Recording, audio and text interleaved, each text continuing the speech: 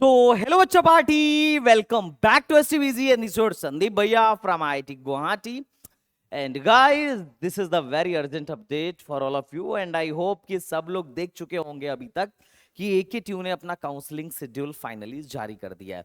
But डर थोड़ा इसी बात का लग रहा है कि इस बार भी इन लोगों ने यही लिखा है टेंटेटिव शेड्यूल फॉर यूपीटेक 2025। भैया अब मत कर देना यार, अगर अब और आगे शिफ्ट कर दिए तो बच्चों का नुकसान हो जाएगा क्योंकि सेमेस्टर छोटा करना पड़ता है। अच्छा, आगे शिफ्ट करने से रैंक थोड़ी सी गिर जाती है, बिल्कुल बात बरोबर है, लेकिन फिर सेमेस्टर आपका छोटा हो जाता है, मतलब टाइम से पहले आपका सिलेबस भी कंप्लीट हो जाएगा और फिर एग्जाम भी होगा। तो भाई अब मत शिफ्ट हो, लेकिन इन्होंने फिर से लिखा है टेंटेटिव शेड्यूल, इस बात से थोड़ा सा मेरे को डर लग रहा है। बट फाइनली आप लोगों ने अपना शेड्यूल पा लिया होगा और जितने भी लोग परेशान हो रहे थे कि भैया शेड्यूल कब आएगा, चॉइस फिलिंग कब होगी, कैसे क्या करना है, तो अब आपके मन को शांति मिल गई होगी। और इस बार चॉइस फिलिंग के लिए थोड़ा सा एक दिन इन लोगों ने ज्यादा बढ़ा के दिया बच्चों का, जो कि अच्छी बात है। लेकिन यार गाइज, जो इंपॉर्टेंट बात मैं आपको बताना चाह रहा हूं, देखो इस बार की चॉइस फिलिंग बड़ा ही कंफ्यूजिंग है। मतलब ये काउंसलिंग कंफ्यूजिंग इसलिए है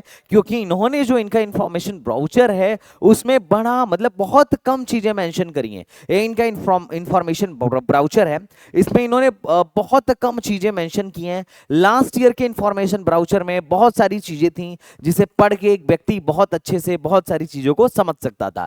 हालांकि जब इनका शेड्यूल नहीं भी आया था तो भी मैंने यूपीटेक के कॉल की रिकॉर्डिंग तुम्हें भेजवाई थी, टेलीग्राम पे किसी ने भेजी थी, है ना, कि जिसमें वो बता रहे थे कि भाई एक दो दिन में आ जाएगी और एक दो दिन में शेड्यूल आ भी गया। उसमें बड़ा क्लियरली उसमें डिस्कशन हुआ उनसे कि भैया एक बात बताओ, इस बार अदर स्टेट वाले बैठेंगे कि नहीं बैठेंगे। उन्होंने बोला कि साफ मना कर दिया कि नहीं बैठेंगे, ये सिर्फ विशेष काउंसलिंग में बैठेंगे, मुख्य काउंसलिंग में, मेन काउंसलिंग में नहीं बैठेंगे, स्पेशल काउंसलिंग में बैठेंगे। और क्या रीजन है ये तो खैर उन्होंने नहीं बताया, लेकिन ये जरूर बताया अपने तरफ से, उन्होंने पत्ता साफ कर दिया कि हम लोग पहले ही बता चुके हैं। और बहुत सारे काउंसलर्स, बहुत सारे यूट्यूबर्स इस चीज को खैर पढ़े नहीं थे। हालांकि इसमें उनकी भी गलती नहीं है क्योंकि ज्यादातर लोग वीडियो से ही टेपते हैं, है ना। जबकि मैं बोलता हूं यार तुम लोग पढ़ लोगे तो ज्यादा अच्छा बता पाओगे अपार्ट फ्रॉम वीडियो से टेपने के बजाय। बट फिर भी अगर तुम यहां पर देखोगे तो मैं तभी पकड़ लिया था क्योंकि जनरली मैं बैठ के नया ब्राउचर पढ़ता हूं और उसमें उन लोगों ने साफ साफ लिखा हुआ था कि इस साल का सिनेरियो क्या रहने वाला है और कौन जैसे यहाँ पे देखो कि candidate who pass the qualifying exam from institution located outside and whose parents are not UP domicile, उस केस में such candidate along with candidate with other category shall be considered in special round. ये इन्होंने सच बात है, AKTU ने अपना पल्ला साफ कर लिया कि हाँ भाई हम तो पहले ही बता चुके थे और इन्होंने पहले बता दिया था। तुम इनका इंफॉर्मेशन ब्राउचर नहीं पढ़े, इसमें तुम्हारी गलती है, इनकी तो खैर कोई गलती नहीं है। अब कुछ चीजें हैं मैं जो थोड़ा सा आपके साथ डिस्कशन करने वाला हूं। मैं अदर स्टेट पे आज बहुत ज्यादा चर्चा नहीं करने वाला हूं, लेकिन मैं तुम्हें क्लियर करके रखना चाह रहा हूं। और जितने अदर स्टेट वाले बच्चे थे ना जो मेरे प्रोग्राम में थे, मैंने उनका मामला शटल भी कर दिया। जैसे ही मैंने यहां पढ़ा मैं बोला भैया एकेडू का कोई भरोसा नहीं, कुछ भी कर सकता है। मैंने उनकी मीटिंग ली एक अलग किसी अदर स्टेट का जहां पर भी उनके लिए बेस्ट सॉल्यूशन मिल सकता था। लाइक कि मान लो एक बच्चा बिहार का है, यूपी में भर रहा है और मुझे लगा कि ये एमपी में पा सकता है, इसको राजस्थान में रीप में भेजना चाहिए या किसी पर्टिकुलर कॉलेज लेवल काउंसलिंग में भेजना चाहिए। मैंने फ्री ऑफ कॉस्ट उसकी किसी दूसरे स्टेट की भी काउंसलिंग फ्री ऑफ कॉस्ट करी थी। मैंने उनको पहले ही बता दिया कि देखो यूपीटेक के अलावा यहां मिल सकता है, तुम सीट बुक करना चाहो करो, फ्री ऑफ कॉस्ट करेंगे। और यूपीटेक की काउंसलिंग में अगर एकेटीयू वाले तुम्हें एलिजिबल करेंगे तो जरूर करूंगा।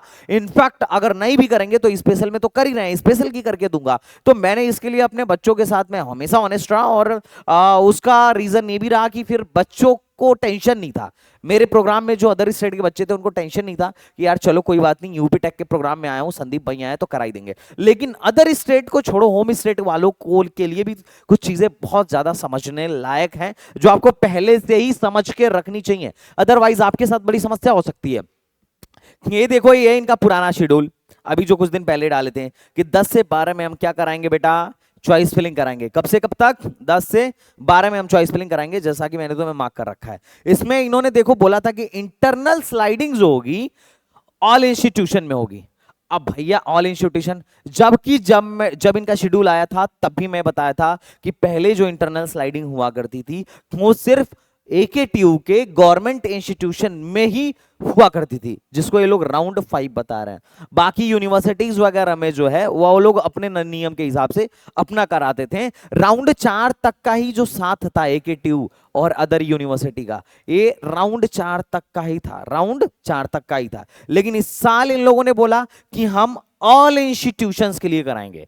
ऑल इंस्टीट्यूशन लिखने का मतलब है कि आप फिर गवर्नमेंट, यूनिवर्सिटी और अदर यूनिवर्सिटी प्लस प्राइवेट सबके लिए कराओगे भाई। ऑल इंस्टीट्यूशन का मतलब यही हुआ ना। अब जो बच्चा 2025 में काउंसलिंग कराने आ रहा है वो आपका 2024 का शेड्यूल देख के तो आएगा नहीं। अच्छा, इस चीज को वेरीफाई करने के लिए मैंने इनके इंफॉर्मेशन ब्राउचर को पढ़ा। इंफॉर्मेशन ब्राउचर में इस साल आई डोंट नो इन्होंने कैसा इंफॉर्मेशन ब्राउचर निकाला है जिसमें इसके बारे में इन्होंने कोई चर्चा ही नहीं की है कि भाई इस बार स्पॉट में कौन कौन एलिजिबल है। अब अगर इसकी चर्चा नहीं की है, इसका मतलब यह है कि ये लिख भी रहे हैं कि ऑल इंस्टीट्यूशन, तो हमें मान के चलेंगे कि आप क्या कर रहे हो, ऑल इंस्टीट्यूशन को करा रहे हो। और जितने भी इंस्टीट्यूशन है, चाहे गवर्नमेंट हो, प्राइवेट हो या अदर यूनिवर्सिटीज हैं, आप उन सबको क्या कराने वाले हो, इंटरनल स्लाइडिंग में पार्टिसिपेट करवाने वाले हो। अब अगर कहानी ये रही तो फिर आपको चॉइस फिलिंग बड़ा ध्यान से बनाना पड़ेगा, क्योंकि इंटरनल स्लाइडिंग में हमेशा फायदा होता है। एक यूपी टेक इंटरनल स्लाइडिंग में दबा के फायदा हुआ है हर साल, पहले भी दबा के फायदा होता था, अभी भी दबा के फायदा होगा, और ये आपको यूटिलाइज करने आना चाहिए। उसके अलावा जो इससे भी ज्यादा इंपॉर्टेंट बात थी कि इन्होंने ये निकाला था कि स्पेशल राउंड में जेई मेन, सीयूईटी और 10+2 तीन, मतलब स्पेशल राउंड जो है तीनों से कराएंगे, और प्रेफरेंस पहले जेई मेन को देंगे, फिर सीट बच गई तो सीयूईटी को देंगे, और उसके बाद सीट बच गई तो 10+2 को देंगे। बहुत बढ़िया बात, और मुझे देख के खुशी भी हुई थी। रीजन ये था कि बड़े लो रैंक तक एडमिशन हो जाता था जेई मेन में, और साथ ही साथ बहुत सारी सीटें खाली रह जाती थी। और बहुत सारे बच्चे ऐसे भी थे, जैसे जैसे देखो आरईसी, आज के टाइम में 4 नई आरईसी बढ़ाई गई 2 साल पहले। आरईसी बांदा, आरईसी बांदा बोल रहा हूँ, गोंडा में, बस्ती में, मिर्जापुर में, मतलब ये 4 आरईसी इन लोगों ने बनाया। और जो बस्ती की क्लास थी आईआईटी लखनऊ में चलवा रहे थे, है ना। गोंडा की जो क्लास थी उसको ये लोग मतलब एक दूसरी आरईसी में चलवा रहे थे। आरईसी प्रतापगढ़ की जो क्लास थी वो केनआईटी सुल्तानपुर में चलवा रहे थे, है ना। हालांकि अब इनके कैंपसेस बन गए, बस्ती बस्ती का कैंपसेस बन रहा है। अभी बस्ती का कैंपस बनाते टाइम इन लोगों ने कुछ इस स्पेलिंग लिखने में मिस्टेक की थी, तो न्यूज में आ गया था, है ना। तो इसके पीछे का रीजन ये था कि भाई थोड़ा गांव के बच्चों को भी इंजीनियरिंग की शिक्षा के लिए प्रमोट किया जाए, खासकर वो बच्चे जो थोड़ा सा ग्रामीण क्षेत्र से बिलोंग करते हैं, आसपास के एरिया वाले बच्चे जो जेई में बहुत अच्छा परफॉर्म नहीं कर पा रहे हैं, या फिर आज भी गांव में बहुत सारी जनता ऐसी है जो जेई देती ही नहीं है, तो उनको भी क्या किया जाए, कम पैसे में पढ़ाया जाए, इंजीनियर बनाया जाए, और ये सारी चीजें इनको फैसिलिटीज दी जाए। तो अब इसके लिए, लेकिन दिक्कत क्या थी, जो जेई मेन देते थे उसमें एडमिशन लेते ही नहीं थे। अगर तुम्हें यकीन ना हो, देख लेना कितनी सीटें खाली थी लास्ट ईयर, बहुत सारी सीटें खाली थी। और उसी चीज का तोड़ था कि 10+2 से भी देना स्टार्ट किया जाए, सीयूईटी से भी देना स्टार्ट किया जाए। अगर तुम्हें मेरी वीडियो पे यकीन ना हो तो मैंने पिछले साल वीडियो बनाई थी कि इस बार इस स्पॉट में कितनी सीटें खाली थी।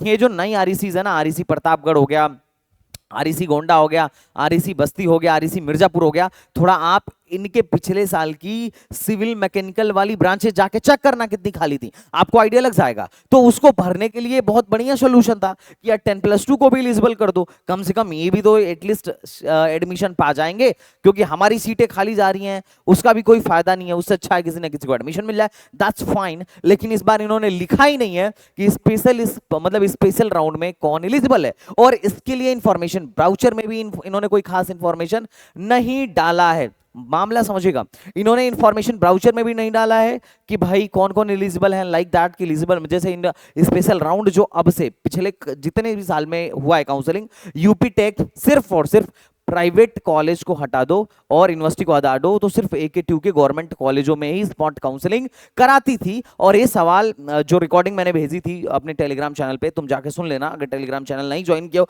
तो ज्वाइन कर लेना। बड़ा सेंसिटिव मैटर है, लोगों को नहीं पता है। आजकल बहुत सारे लोग यूट्यूब पे आके तुम्हें मिसगाइड करेंगे क्योंकि उन्हें काउंसलिंग का कुछ आइडिया नहीं है, सिर्फ कोर्स बेचते हुए नजर आ सकते हैं कि भाई 499, 599, 999 में मेरा कोर्स ले लो, लेकिन एक्चुअली उनको आइडिया नहीं है। लेकिन भाई ये बहुत सेंसिटिव मैटर है कि अगर सोचो, अगर ये लोग प्राइवेट को भी अलाउ कर दें तो मामला पूरा खेल ही इस बार का पलट जाएगा। इनफैक्ट अगर यूनिवर्सिटीज को भी अलाउ करते हैं तो पूरा खेल ही पलट जाएगा। अब पहले पिछले साल क्या था, पिछले साल ये लोग यहाँ पे लिख देते थे राउंड 6 में या राउंड 5 में कि जैसे मैं तुम्हें आर्काइव्स में दिखाता हूँ, अगर इनके आर्काइव्स में हो तो, और नहीं हो तो मेरे पास तो खैर इनके पिछले 4-5 साल की पूरी फाइल पड़ी होगी कि क्या क्या कहानी है इनकी, है ना।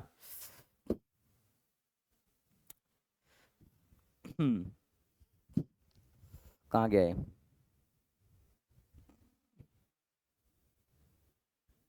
हाई देखो, इनकी शेड्यूल देखो, इनका शेड्यूल देख रहे हो। पांचवा क्या बोलते थे कि हम इंटरनल स्लाइडिंग सिर्फ गवर्नमेंट और गवर्नमेंट एडेड इंस्टीट्यूट्स में कराएंगे। यूनिवर्सिटी भी नहीं लेते थे, लखनऊ यूनिवर्सिटी वगैरह नहीं पार्टिसिपेट करती थी इंटरनल स्लाइडिंग में। उसके बाद से भी उनका इनका इनका क्या रहता था कि मतलब राउंड 6 इन्होंने कराया था कि रजिस्ट्रेशन जो होगा, मतलब राउंड 6 जहां देखना स्टार लगा हुआ है, डबल स्टार 3 स्टार लगाया हुआ है, 3 स्टार जो राउंड 6 था पिछली बार एक ही स्पॉट कराए थे, और एक ही मतलब स्पेशल राउंड एक ही हुआ था, और एक स्पेशल राउंड होने की वजह से स्पॉट राउंड में बहुत ज्यादा सीटें खाली रह गई थी। और मैं इस बात का विरोध भी किया था कि आप एक ही स्पॉट कराना चाह रहे हो करा लो, लेकिन बाद में जाके सीटें बहुत खाली रहेंगी। और बाद में इनको एक और स्पॉट कराना पड़ा ऑफलाइन फिजिकल काउंसलिंग में। लोगों को नहीं पता होगा, मेरी वीडियो देख लेना, पिछले साल फिजिकल काउंसलिंग में भी AK2 में बुला के कराया गया था, और वहां पे बहुत लो लो रैंक पे मैंने अपने बच्चों का एडमिशन कराया था। तो ये चीज देखो, राउंड 6 में क्या था कि इन्होंने बोला था ट्रिपल स्टार लगाया था, और यहां पे ट्रिपल स्टार लगा के साफ साफ इन लोगों ने एक बात नोट करवाया था कि for non private institute with vacant seat. इन्होंने क्या बोला था, राउंड 6 उनके लिए होगा जो नॉन प्राइवेट इंस्टीट्यूट है, मतलब गवर्नमेंट इंस्टीट्यूट के लिए होगा। लेकिन इस बार की काउंसलिंग में इन्होंने ऐसा कुछ नहीं लिखा है। 2 स्पेशल मतलब 2 स्पेशल राउंड करा रहे हैं, लेकिन इन्होंने कहीं पे कुछ भी नहीं लिखा है कि ये जो होगा राउंड 6 और राउंड 7 जो होगा नॉन स्पॉट के लिए, मतलब नॉन प्राइवेट के लिए होगा। तो ये चीज बड़ा समस्या वाली बात है। अगर नहीं लिखा है इसका मतलब सबके लिए होगा, क्योंकि तुम्हें नहीं पता ना पिछले साल क्या हुआ था, तुम तो नए फ्रेशर हो। ये AK2 नहीं बोल सकता है कि यार हम तो ऐसे ही कराते आए हैं, हम भले रूल में नहीं लिखे हैं लेकिन रूल में माना जाएगा। तो फिर नया रूल डालने का मतलब क्या है ना। अगर तुम इसको पढ़ो पिछले साल वाला इनके आर्काइव्स में जाके तुम पढ़ो, तो यहां पे ये लोग पहले साफ साफ इंफॉर्मेशन ब्राउचर में लिखते भी थे। देखो ऐसा इंफॉर्मेशन ब्राउचर है जिसमें ये लोग साफ साफ लिखते भी थे कि स्पॉट राउंड में कौन कौन एलिजिबल था। ये 2024-25 का आ गया, ओके। 2024 में क्या डाल दिया, काउंसलिंग प्रोसीजर ही खोल लो। देखो काउंसलिंग प्रोसीजर ध्यान से सुनना।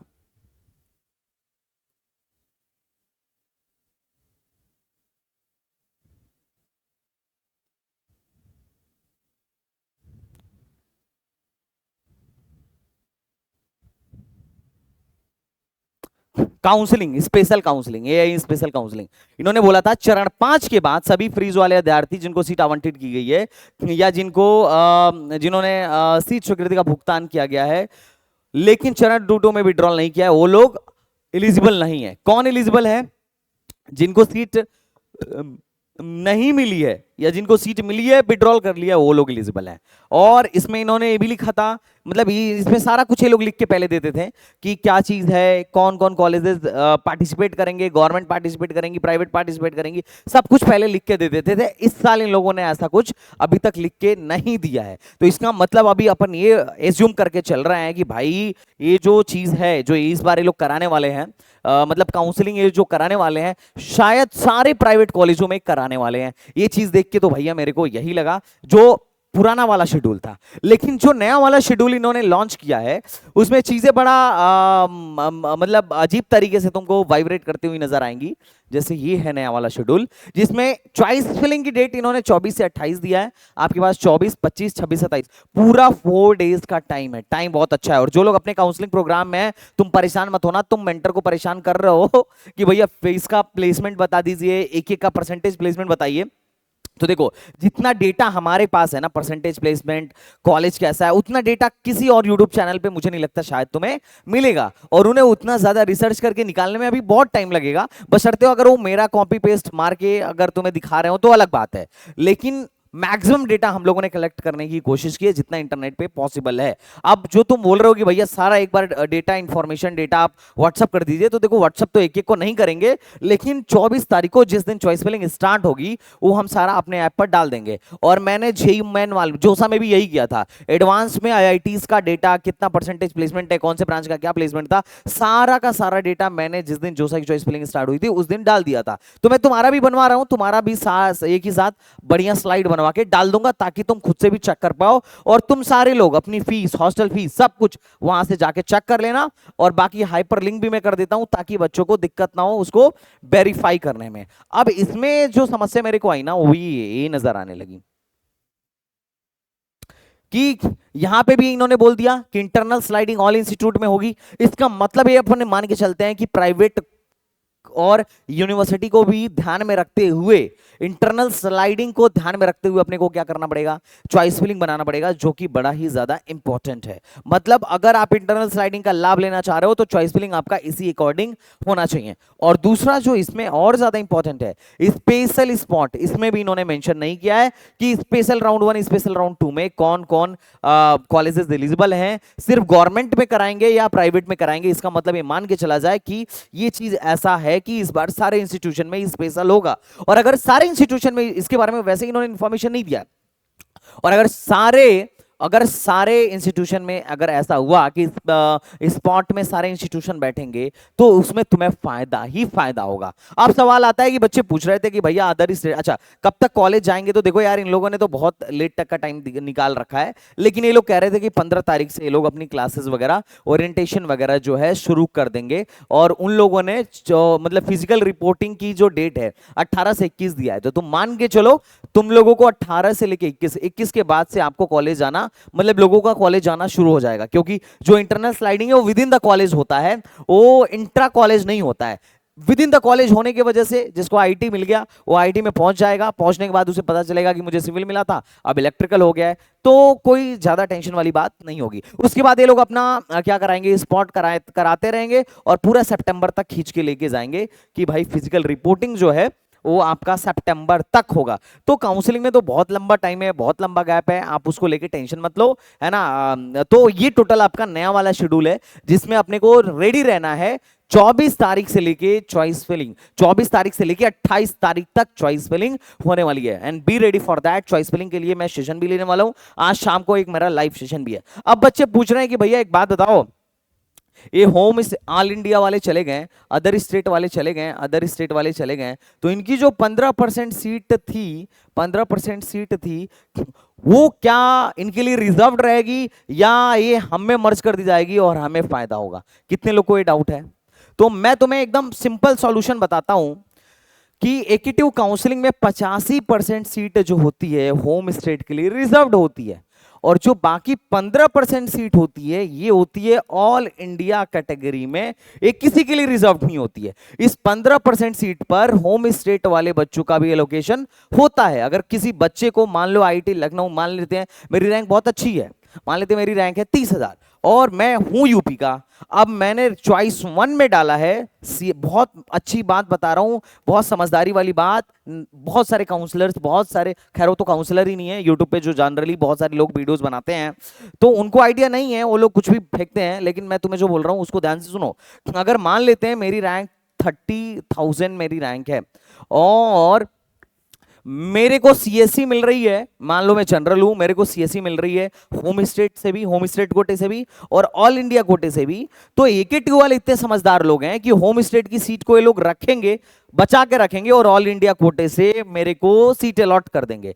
मतलब इस 15% में से ही सीट मेरे को अलॉट कर देंगे, 85% वाली सीट बचा के रखेंगे। तो इस पे इनका नाम नहीं लिखा है कि ये सीट 15% अदर स्टेट के लिए रिजर्व्ड है, इसको रिजर्व बचा के रखना है और स्पॉट में उनको लेके जाके देना है। अगर ऐसा ही करना होता तो फिर इन बच्चों का नुकसान ही नहीं था कुछ।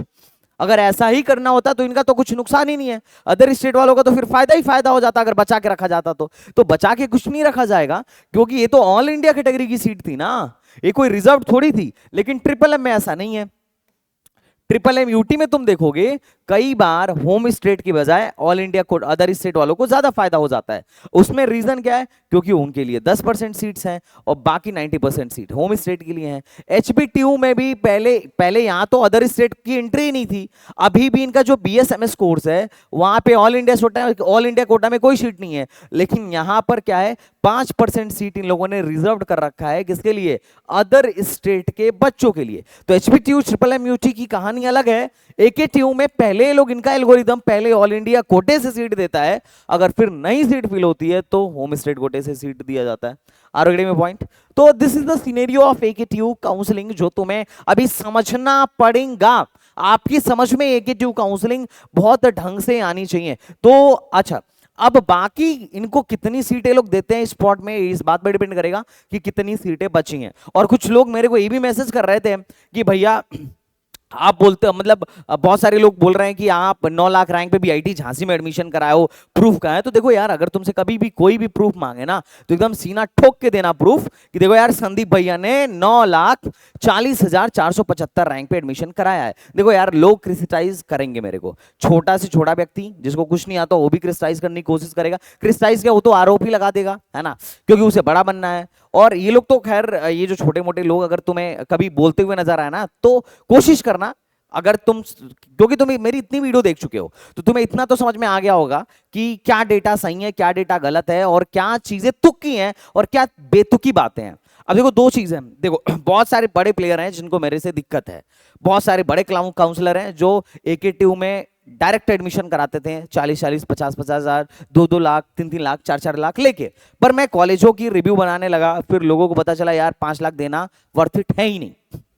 दूसरा, बहुत सारे ऐसे लोग थे जो क्या करते थे, अपना धंधा चलाते थे और बच्चों को मतलब कराते काउंसलिंग से ही थे, और काउंसलिंग में सेटिंग के नाम पे, क्योंकि उन्हें कट ऑफ पता होती थी, अब वो सेटिंग के नाम पे बहुत मोटा पैसा चार्ज करते थे। सोचो 9 लाख रैंक वाले से अगर मैं बोलता कि बीआईटी झांसी में करा दूंगा, 2 लाख चाहिए, वो दे देता।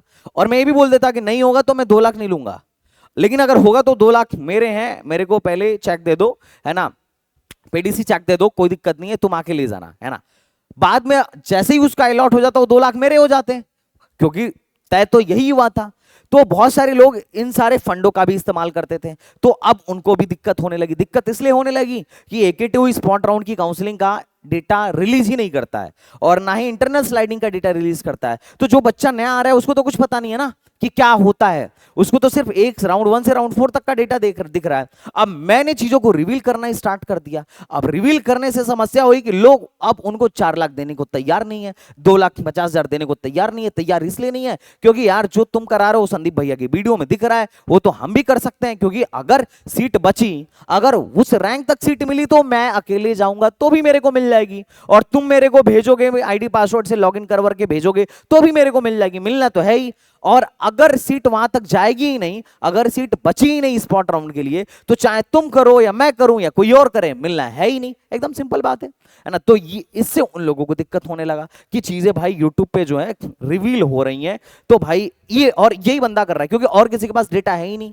पूरे यूपी टेक के जितने भी कॉलेजेस हैं उसमें सबसे ज्यादा बच्चे मेरे हैं। हर साल भिजवाता हूं, हर साल स्पॉट में बैठाता हूं, तो मेरे को पता चलता है कि क्या चल रहा है, क्या नहीं चल रहा है, क्या हो रहा है, क्या नहीं हो रहा है, क्योंकि हर चीज, अच्छा जहां मेरे को जरूरत पड़ता है मैंने आरटीआई करके डेटा मंगा लिया है। अरे कहां जाएंगे भाई, सरकारी कॉलेज है, आरटीआई करूंगा डेटा मेरे को देगा, तो मैंने इस पे काम किया है ना, तब ऐसे मैं बोल रहा हूं ना। अगर तुमसे कोई बोले कि 9 लाख पे मेरे बच्चे का तो एडमिशन ही हुआ, तो भाई तुम्हें आता नहीं होगा ना।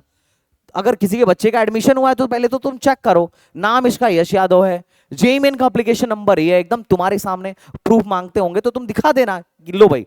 अगर तुम्हें थोड़ी भी समझ है तो पहले चेक करो कि किसके बारे में क्या बोल रहे हो। और अगर तुम्हारा मकसद सिर्फ ये है कि मेरे चैनल पे व्यूज नहीं आता है, एक काम करते हैं, देखते हैं इस काउंसलिंग में सबसे टॉप पे कौन चल रहा है, अच्छा ओके पकड़ लो, उसके पे वीडियो बनाते रहो, तो वो अलग बात है। और देखो ऐसे बहुत सारे लोग मिलेंगे तुम्हें। देखो जो छोटे लोग अभी स्टार्ट कर रहे हैं वो तो खैर, मतलब छोटा इन द सेंस जिसका अभी चैनल स्टार्ट हुआ होगा वो तो कुछ भी बोलेगा, है ना, क्योंकि उसको एक फेम चाहिए। चैनल पे व्यूज नहीं आते हैं तो ही वांट्स फेम, कि लोग मुझे भी जाने समझे, है ना। संदीप भैया पे वीडियो बना दूंगा तो जहां मेरे 60, 200, 500 व्यूज आ रहे होंगे, 1,000 व्यूज आ रहे होंगे, वहां 5,000, 10,000 व्यूज आएंगे। और दूसरा वो लोग भी होंगे जो बड़े दिमाग वाले हैं, लाइक तुम उनको पकड़ ही नहीं पाओगे। रीजन क्या है? क्योंकि मैं आज तक कभी किसी प्राइवेट कॉलेज से पैसे लेके प्रमोशन नहीं किया, और मोस्टली यूट्यूबर्स करते हैं, पहला। दूसरा, मैं हमेशा खुल के बोलता हूं कि इस प्राइवेट कॉलेज का डेटा ये है, मात्र 5 लाख का मीडियन सैलरी है, 4.5 लाख का मीडियन सैलरी है, इतना पैसा फूकने का कोई मतलब नहीं है। आज के टाइम में इतने सारे प्राइवेट कॉलेज हैं जो मुझसे कहते हैं यार कि तुम मेरी बारे में वीडियो बनाओ ही मत, और खासकर बनाना तो सिर्फ कंप्यूटर की बात करना, ट्रिपल इलेक्ट्रॉनिक्स और मैकेनिकल की तो बिल्कुल बात मत करना। और वैसा भी मतलब वो कॉलेज, वो ब्रांच मेरे वैसे भी मरे पड़े हैं, क्योंकि बच्चे कम आ रहे हैं, 10-10 लाख पे, 12-12 लाख रैंक पे एडमिशन देना पड़ रहा है। तो बहुत सारी चीजें हैं जो मेरे YouTube चैनल के थ्रू एक्सपोज होती हैं। बहुत लोगों को समस्या है। पहला समस्या उनको है भाई जो इस काउंसलिंग के बिजनेस में अपना पहले बहुत अच्छा मोटा खासा अर्न कर रहे थे, अब लोग समझने लगे हैं। दूसरा, उनको समस्या जो कॉलेज की तरफ से है, कॉलेज वाले जो भाई मेहनत करके अपने कॉलेज में प्लेसमेंट देने के बजाय यूट्यूबर से क्या करवाते हैं, यूट्यूबर को पैसे दे दे के अपना क्या करवाते हैं, एडवर्टाइजमेंट करते हैं, और मैं उस टाइप का इंसान हूं नहीं। तीसरा, वो लोग, कुछ लोग इसमें फायदा लेने की कोशिश करेंगे, जिनका चैनल छोटा है या अभी जो स्टार्ट कर रहे हैं वो कर रहे हो, सोचेंगे कि यार इसी का डेटा कॉपी कर लो, इसी की वीडियोस देख के सीख लो, बाद में इस पे एलिगेशन लगाओ कि क्योंकि भाई वीडियो देखोगे तो तुम्हें पता चलेगा यार इसने ये बात क्यों बोल दी, अब चलो इस पे वीडियो बनाते हैं, मसाला मिल गया, और एलिगेशन लगाओ, जबकि बेतुकी एलिगेशन। हमेशा मैं प्रूफ के साथ बात करता हूं, तो कई लोग ये भी होंगे, हालांकि इनसे मेरे को कोई दिक्कत नहीं है, क्योंकि भाई अभी तो ये लर्निंग फेज में है भाई, और मैं इनको सजेशन यही देना चाहूंगा यार, कोई दिक्कत नहीं है ना। मैंने भी स्टार्ट किया था और मैंने खुद से मेहनत करके यहां तक आया हूं, तुम भी मेहनत करो, तुम भी रिकॉग्नाइज्ड होगे यार, और अगर कभी जरूरत पड़े बताना, I will definitely help you. लेकिन ये जो तो बड़े प्लेयर हैं, इनको तुम नहीं पकड़ पाओगे, इनको पकड़ लोगे क्योंकि ये ऐसी बात कर देंगे, लेकिन इनको नहीं पकड़ पाओगे। ये इतने बड़े हैं कि शायद मैं बाकी लोगों का तो हर एक प्रूफ दिखा दूं। जैसे अगर कोई मेरे को बोले 9 लाख पे किसका एडमिशन होता है, बिल्कुल दिखा सकता हूं, बच्चे से बात करा सकता हूं, बच्चे का फोन नंबर है, पूरी रिकॉर्डिंग है कि बच्चा बोल रहा है भैया आपकी वजह से मेरा एडमिशन हो गया। लेकिन कुछ लोग ऐसे भी होंगे जो कल शायद प्रूफ करना तुम्हारे लिए बहुत मुश्किल हो जाएगा, मेरे लिए मुश्किल हो जाएगा, तुम्हें समझना भी बहुत मुश्किल हो जाएगा। तो ये तुम पे डिपेंड करेगा कि तुम्हें भरोसा है कि नहीं है। लेकिन तुम इतना समझो, इस चैनल से बहुत अच्छे अच्छों की बैंड बजी है, कॉलेज वालों की भी और काउंसलिंग वालों की भी। तो इस बात को तुम हमेशा वो रखना। बाकी यार देखो, अगर तुम्हें लग रहा है तो देखो कि भैया संदीप भैया प्रोग्राम बेचते हैं, इसमें कोई बुराई वाली बात नहीं है। एक इंसान पूरे साल आरटीआई कर रहा है, रिसर्च कर रहा है, मेहनत कर रहा है, और 10 लोग बिठा रखा है। आईआईटी गुवाहाटी के कितने सारे मैंने मेंटर्स हायर कर रखे हैं, जो जोसा काउंसलिंग में, सीसैप काउंसलिंग में, एकेटिव काउंसलिंग में बच्चों की हेल्प कर रहे हैं। तो इसमें क्या ही बुराई है, अगर 1000-2000 मैं तुमसे पैसे लेके बाकी अपने टीम में डिस्ट्रीब्यूट कर रहा हूं तो कोई बुराई नहीं है, क्योंकि 2000 से तुम्हारा कोई बहुत बड़ा नहीं चला जाएगा। लेकिन अगर एक गलत कॉलेज में फंस गए ना तो बहुत ज्यादा नुकसान हो जाएगा, तुम इस बात को समझो। और मैंने आज तक कभी किसी को गलत सजेशन दिया नहीं, कभी किसी गलत कॉलेज में किसी को भेजवाया नहीं, किसी से पैसे लेके, किसी कॉलेज वाले से पैसे लेके बच्चे का, अरे मैं तुम्हारा हितैषी तब थोड़ी ना होऊंगा कि मैं तुम्हें बोलूं कि आ जाओ मीठी मीठी बात करके कि चलो एक फ्री में काउंसलिंग कर दूंगा, फ्री में एडमिशन करा दूंगा, और एक ऐसे कॉलेज में ले जाके एडमिशन करा दिया जहां पर सीटें ही नहीं फिल होती थी। वो एआईसीटी वाले उसका लाइसेंस कैंसिल करने के कगार पे आ गए थे और उसकी सीट फिल नहीं हो रही थी। मैं वहां पे अपने बच्चे ले जाके क्या कर रहा हूं, भरता जा रहा हूं, और उनसे 40-40 हजार रुपए कट आउट लेते जा रहा हूं, जो कि बहुत सारे यूट्यूबर ले रहे हैं, बहुत सारे इन्फ्लुएंसर ले रहे हैं। हालांकि इस चीज को उस नजरिए से देखते हैं कि मेरा चैनल बड़ा हो गया तो अब ऐसे पैसे कमाते हैं। मेरा नजरिया कुछ अलग है, मैं तुम्हारे लिए काम करता हूं, बदले में तुमसे 2-4 रुपए लेता हूं, और बहुत मिनिमल कॉस्ट लेता हूं, बहुत मिनिमल कॉस्ट। इससे ज्यादा AKTU विड्रॉल के टाइम पे हर राउंड का 5000 रुपए काट लेता है। तो इसमें मेरे हिसाब से मुझे तो कोई बुराई नहीं लगता है, क्योंकि अगर टीम बैठा, अगर मैं अकेले का होता, मेरे को नहीं भी देते तो चलता। आज भी ऑफलाइन में लोग आते हैं, फ्री में काउंसलिंग सजेशन लेके, बेस्ट सजेशन लेके जाते हैं। वेबिनार्स रखता हूं 1 रुपए का, फ्री में बेस्ट सजेशन देता हूं, कोई दिक्कत नहीं है। लेकिन टीम को बिठाओगे, कॉलिंग पे अपने लोगों को बिठाओगे जो कंप्लेन देख सके, तो यार इसके लिए तो ऑब्वियसली चाहिए चीजें। बट एनीवेज, आई होप तुम समझ रहे होगे कि मैं क्या बोल रहा हूं। तो ज्यादा इन्फ्लुएंस मत हो, लेकिन हाँ चेक जरूर करो। अगर तुम्हें लग रहा है संदीप भैया कुछ गड़बड़ कर रहे हैं, घोटाला कर रहे हैं, बिल्कुल चेक करो भाई, है ना। लेकिन अगर तुम्हें लग रहा है कि कोई और तुम्हें भड़काने की कोशिश कर रहा है, तो तुम ये तो चेक करो भाई कि उसने क्या किया है और क्या इसके बदले में प्रूफ या रिस्पॉन्स दे रहा है। बहुत सारे काउंसलर्स जो ऑफलाइन खोल के बैठे हैं, वहां पे बच्चे जाते हैं और दिखाते हैं कि ये संदीप भैया तो बोल रहे हैं कि 6 लाख पे एनआईडी दिला दिया था, 4 लाख पे एनआईडी दिला दिया था, तो बोलते हैं फर्जी है। जबकि वो साफ साफ बच्चों का इनरोलमेंट नंबर सब कुछ दिखा रहता है। मैं ही बोलता हूँ कि यार उनको पहले से ही वो करके रख लेना चाहिए, आरटीआई करके डेटा मंगा के रख लेना चाहिए कि नहीं नहीं देखो इसका एडमिशन ही नहीं हुआ है। अरे मैं तो बोल रहा हूँ ये यश यादव नाम का बच्चा है, बोलो बात करा दूं, कोई दिक्कत नहीं है। ऑफलाइन वो बात करा दूंगा, कोई समस्या नहीं है। तो इतना कोई टेंशन नहीं है भाई। मैं जो करता हूँ वो कहता हूँ, फर्जीवाड़े का कोई शौक नहीं है ना। और मैं यहाँ तक मेहनत करके पहुंचा हूं और बाकी लोगों को भी सजेस्ट हमेशा करता हूं आप भी मेहनत करो। बिल्कुल आप भी एक दिन रिकॉग्नाइज किए जाओगे, इसमें कोई बड़ी चीज थोड़ी है। तो ये चीज है भाई, तुम ध्यान रखना, टेंशन मत लो। और आज शाम को लाइव सेशन है, तो चलो फिर मिलते हैं लाइव सेशन में। तब तक के लिए बाय बाय, टाटा एंड जय Hind, thank you so much.